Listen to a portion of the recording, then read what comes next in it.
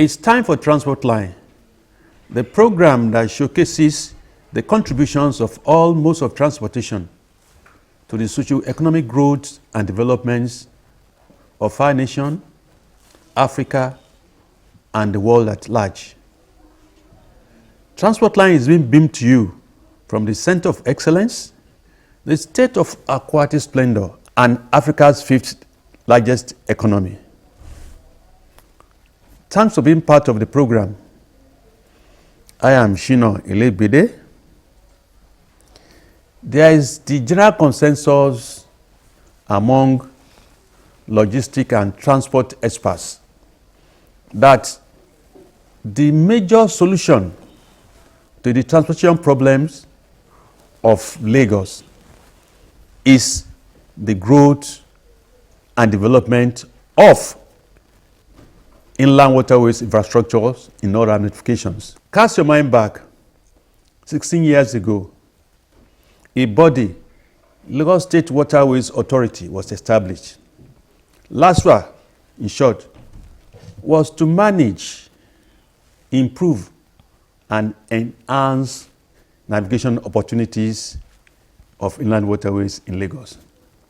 So in the last, let me say, 6 years, if you are really true to yourself, you could see the development of inland waterways transportation in Lagos State.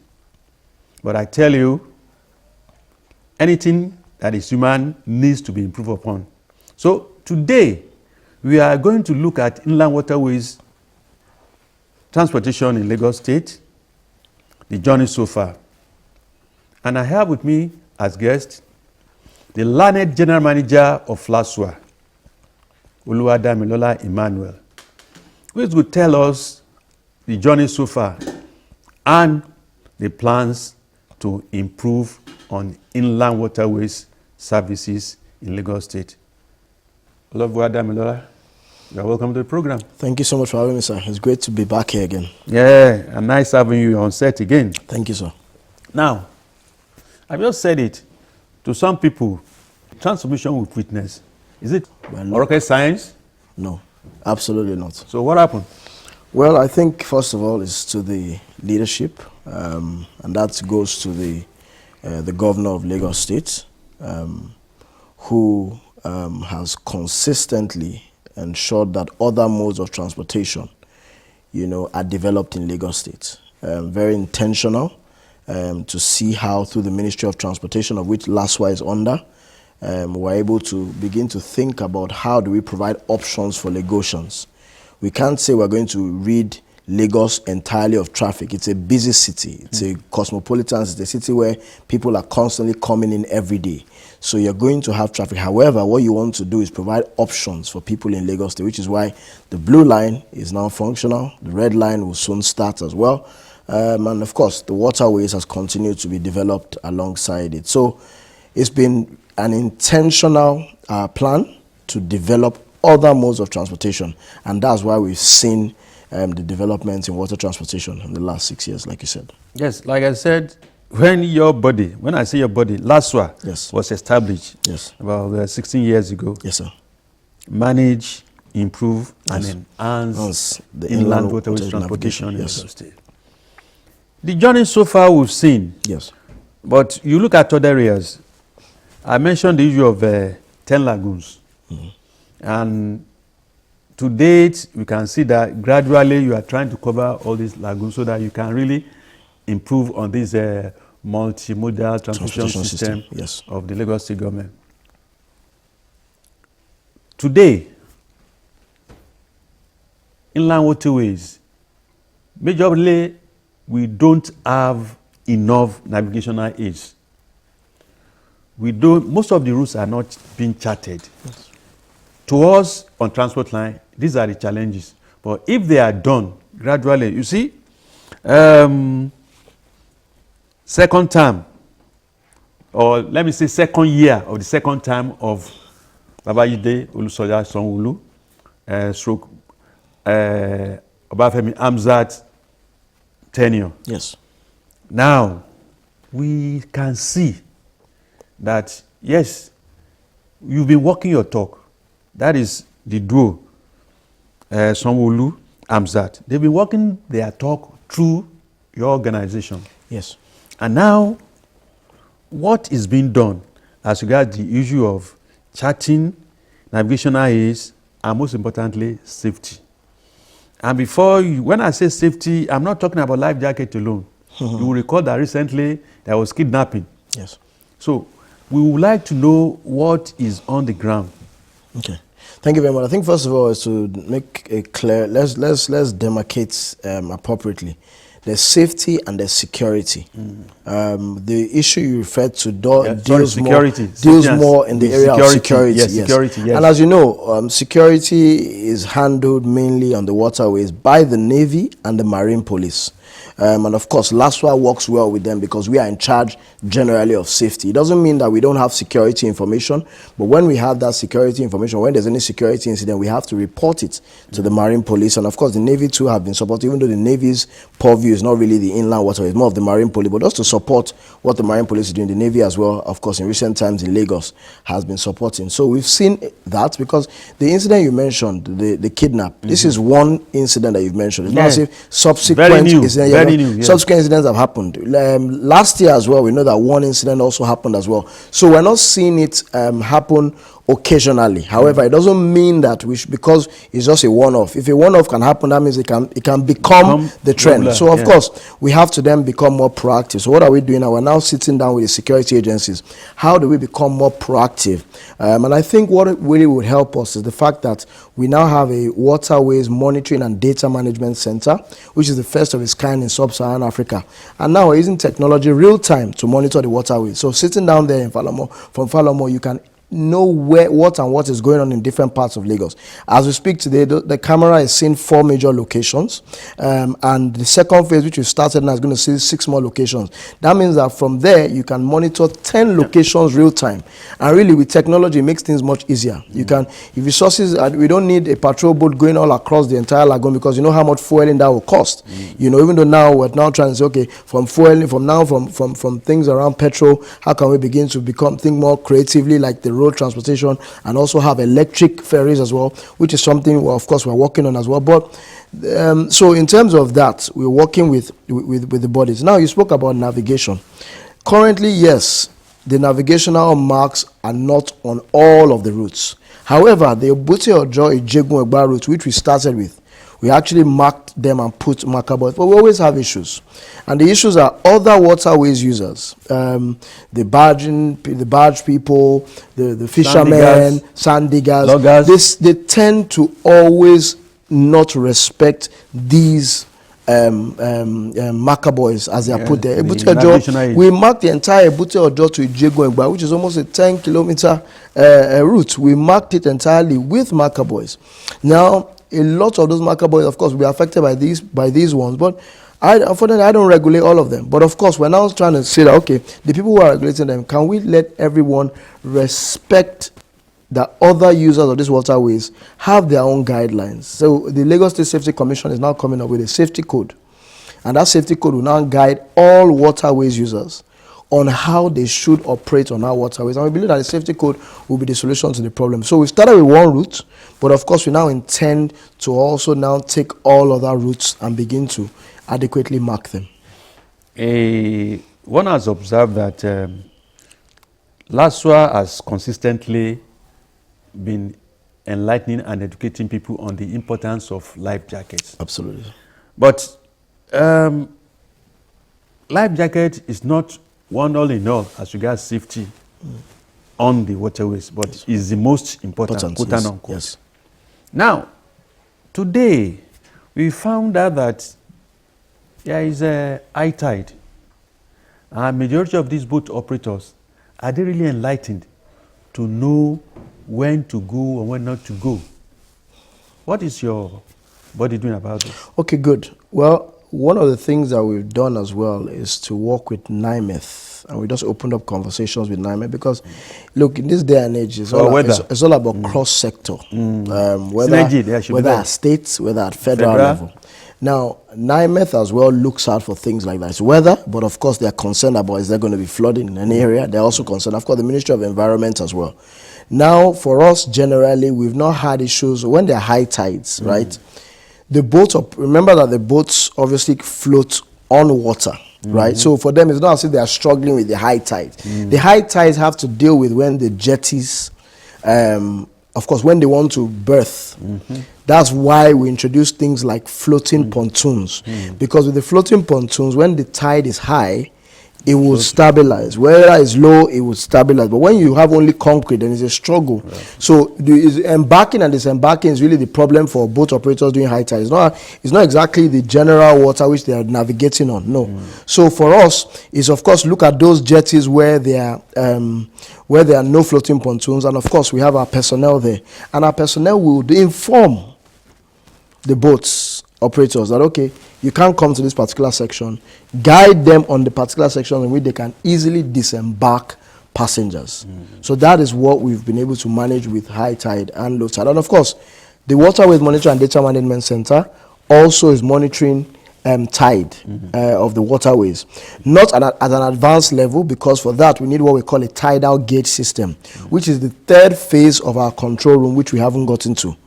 But right now we can adequately tell you what depth is at that location. But in terms of reading the actual tides, no, until we set up that tidal gauge system, which is the third part of our waterways, and we can't do anything about it. Yes, one has really observed that one of the agencies of Lagos State government, that's Lax Ferry, has improved in the provision of more ferries.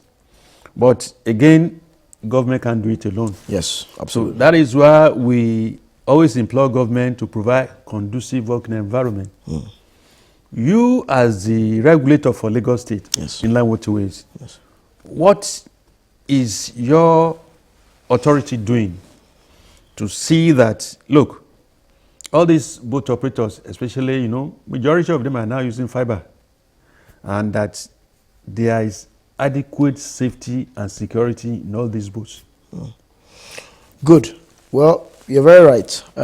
So what have we done? And only, of course, on May 29th, Mr. Governor commissioned 15 boats which were locally made and which meets international standards, certified by Bureau Veritas. It's never happened anywhere, even I dare say in West Africa, maybe even Sub-Saharan Africa. Now, the whole idea of having those boats is because we want to begin to standardize the sector and begin to have a better influx of the kind of boats we want to see generally. Right now, I'm sure we have averagely over 370-something boats right across our waterways, which largely the passenger capacity is the 15 to 20-seater. Right, with these boats which are 40-seaters, and of course having all the features we should have, from radio and video communication, to the life jackets, to the echo sounder, to even USB charging points as well. So you are beginning to see that we are beginning to improve the standards of what we currently have on our waterways. Now we look at coming back to the issue of security on the waterways. Though directly is not under the purview of LASWA. But I could recall that there was a time one of the prominent private boat operators was on set, was guest on transport line. And he complained about the type of engines, the capacity being used by the marine police. And it's like you are using a B2 to chase CBU, And what can your authority do to assist not only the marine police, because I could recall that just now you mentioned the issue of safety trust, Lagos State Government Security Safety Trust. They can assist in this regards. But you look at these private operators, majority of them, yes, you mentioned again the issue of fueling, but majorly, aside the boat itself, each engine costs a very big amount of money. Absolutely. And if one doesn't want them to be cutting corners, which would be a risk to the lives of those who commute on the inland waterways, is there any move by you, one, to get them into cooperatives, then to assist them to go into a bank and get loans so that we have better service. We don't rely on lax ferry all the time because it's not all rules that you have lax ferry. Good. Very good. So it's good you mentioned that. Interestingly, over the last 3 years, we've been telling them about cooperatives, and I'm glad to see here that they actually now have 3 cooperatives.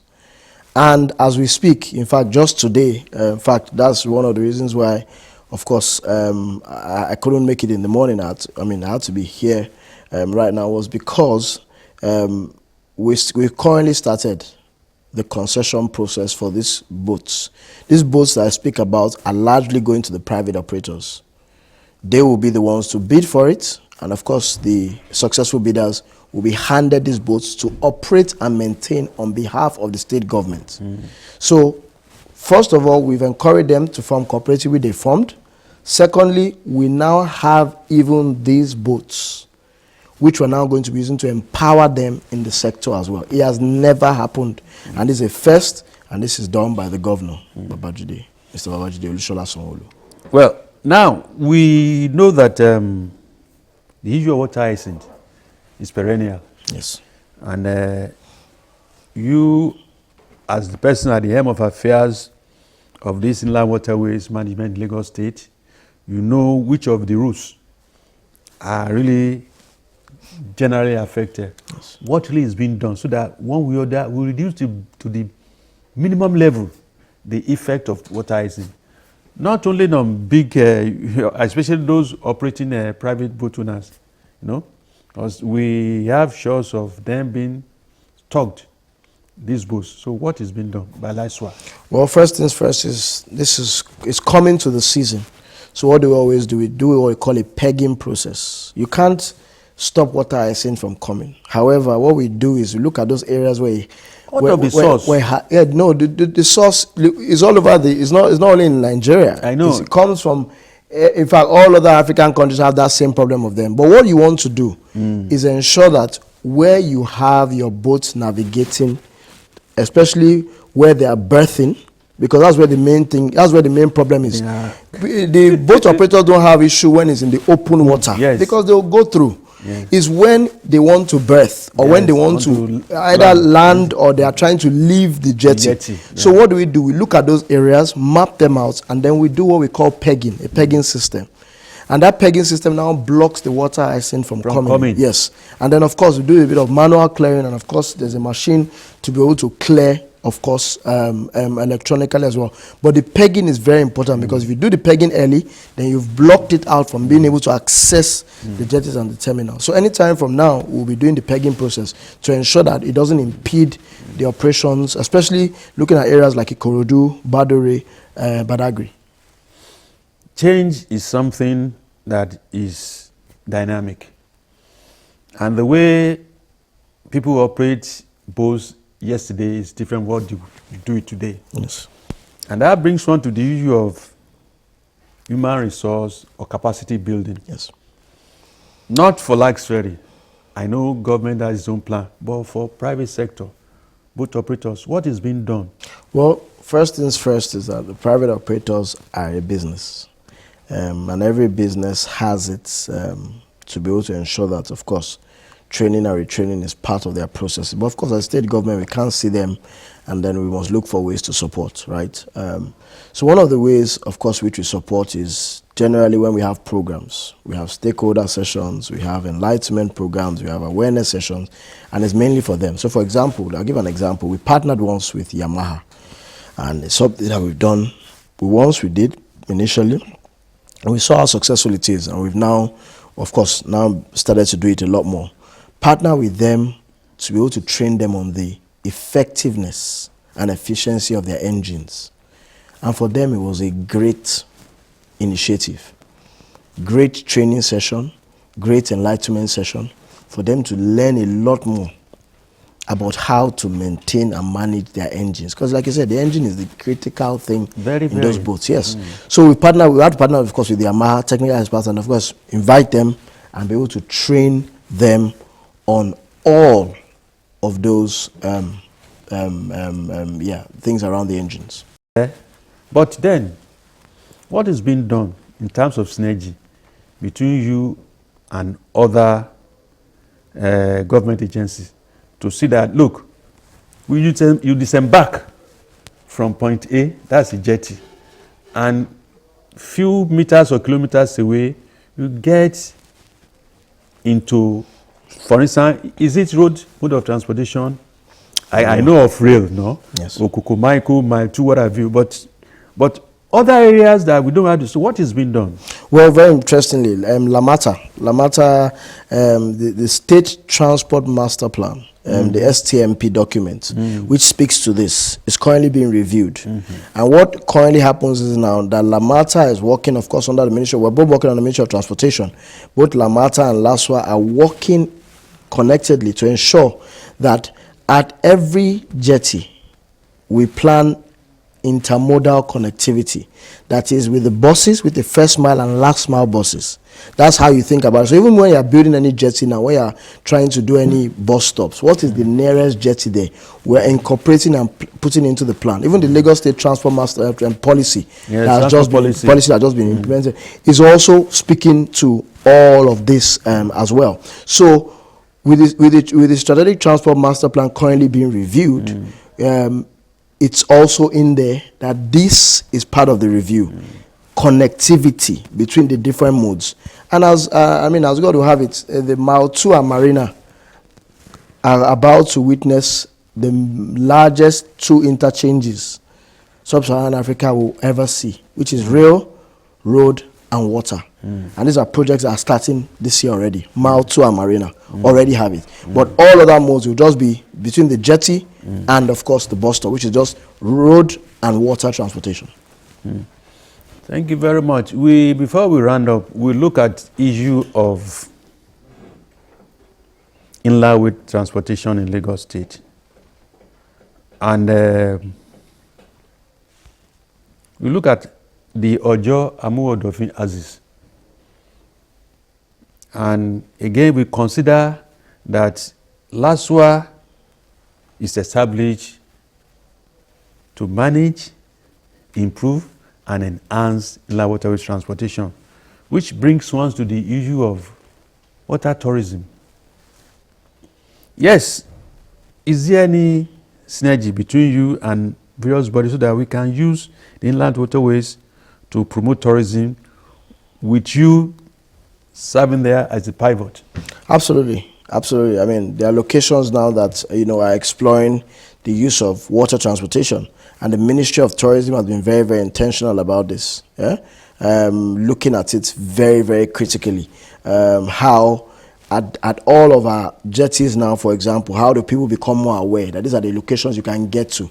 We currently have it, a lot of it, because a lot of them on the weekends go to Ilashe, Ibeshi, and are going to all of the beaches, right, which we're seeing a lot of activity around.